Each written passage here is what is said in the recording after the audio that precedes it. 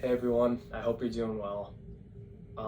Today I'm going to be talking about the fact that you might be the problem. And you might be confused about what I'm talking about, but what I mean is that we live in a world where everybody has an ego, and whenever they get criticized for something, or whenever they get in trouble for something, the first thing they tend to do is become really defensive, and they try to victimize themselves, and they try to make everybody else look like the bad guy, or like everyone's out to get them. And I feel like I would be lying if I were to say I haven't victimized myself and blamed others before. And you would be lying too if you would say the same thing, because all of us have done that at some point in our lives. And that's just how human nature is. It's how our brains are wired. We tend to blame others before we take into account the mistakes we might have made.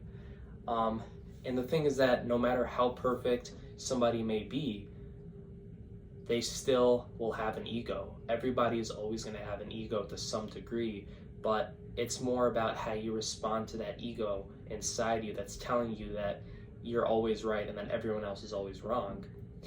And what I truly believe is that if we could all set our egos aside and truly think logically, then there wouldn't be any more violence, pain, grief, war, or any of that nonsense that has been happening in the world and that has been going on and on even today.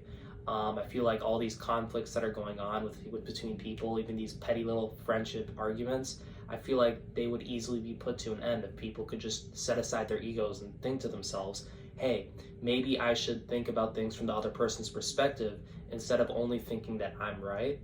I see this happen a countless amount of times, and I see it happen in my own life, and I notice that I tend to become that kind of person who blames others and victimizes myself because I know that I've been doing that for years. It's not something that's, it's nothing new to me, it's nothing new to you. Like what I'm talking about right now is something that you've probably heard in a conversation in some way, shape, or form.